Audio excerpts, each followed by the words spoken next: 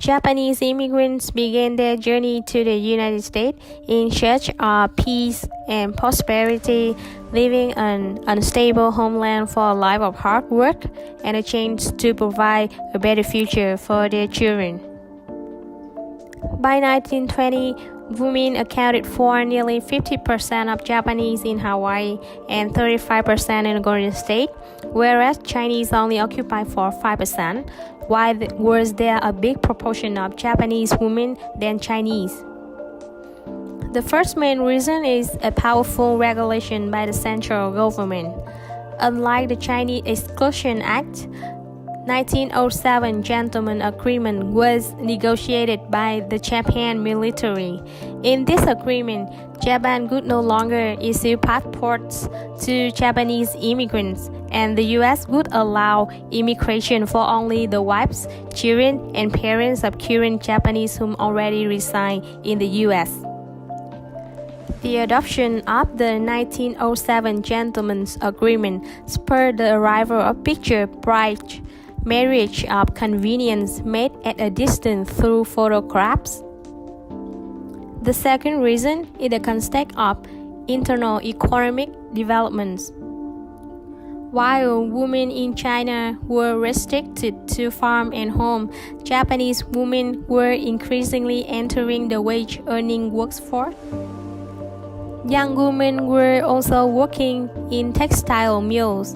These girls, most of them were aged between 12 and 20 and were usually housed in dormitory at the mills. Education became one of the most important requirements for women in Japan. The Meiji government required education for female children. Third, the influence of gender by Japanese point of views.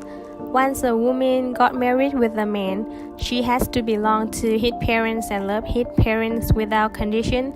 Therefore, most wives came to America to help their husband to work on sugarcane field, and most of them never came back to their homeland.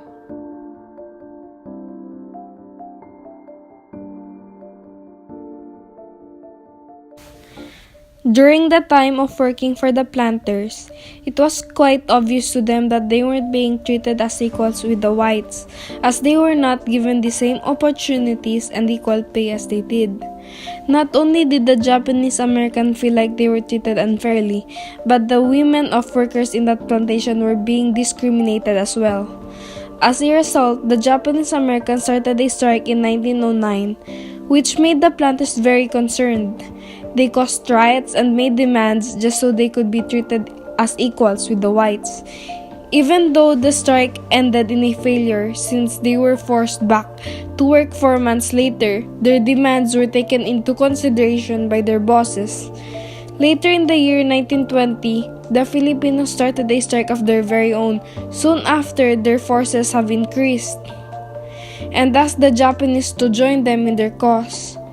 They reluctantly accepted their offer, of course, but because of their strike, thousands of workers stopped working and it caused a lot of problems for the planters, which they decided to take action and planned a counterattack by bribing Pablo Manlapit, the leader of the Filipino Federation of Labor.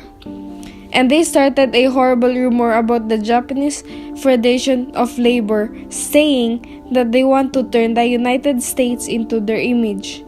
In their futile attempt to gain higher wages, the planters gained the complete victory when they enlisted the strikebreakers to force the strikers out of their homes. And as a result, a lot of people got sick and died. However, despite the recent win against the strikers, the planters increased wages by 50% discreetly.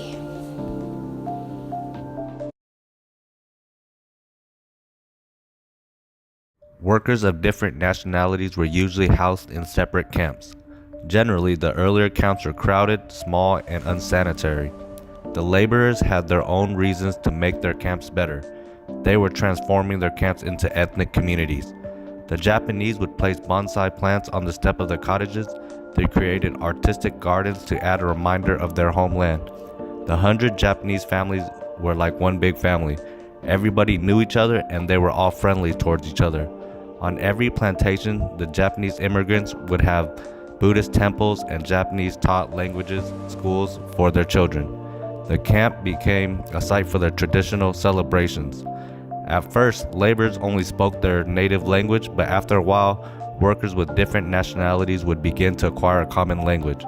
Over the years, plantation dialects developed a language called Pidgin English or Broken English.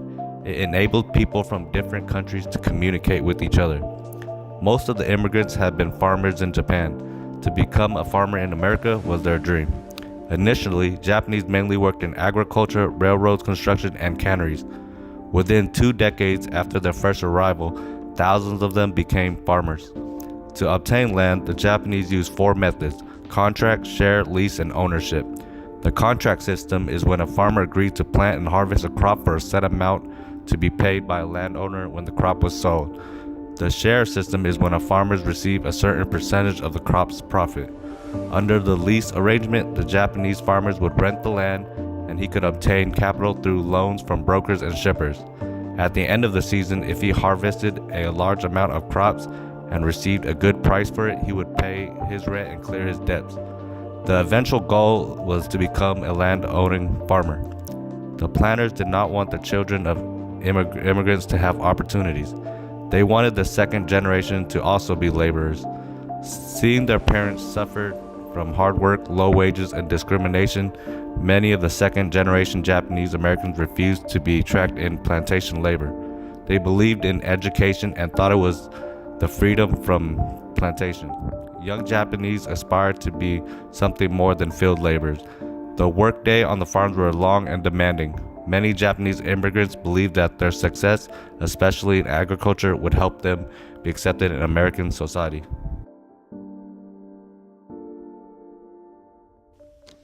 Just as others that have come before them, a constant problem the Japanese faced was racism. However, that hatred was mainly focused on those born on American soil. It affected everything, from where to live, getting a job, who to marry, and just who to hang out with. Despite the fact that several American-born Japanese students had 1 or more degrees from very well-known and prestigious colleges, if they were of Japanese descent, well, better try somewhere else.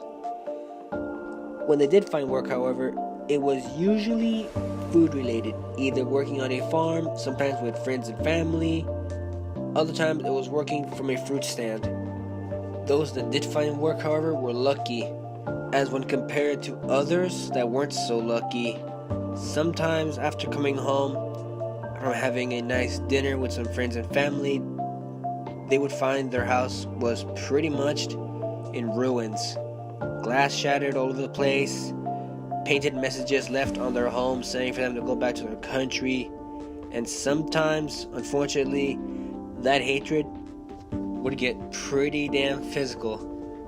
But just like the samurai of Japan, they did not give up, and they made every opportunity count to the point that they could open up their own restaurants or other businesses just to not only help out other fellow Japanese Americans, but also to show that they were not just farmers, but something more.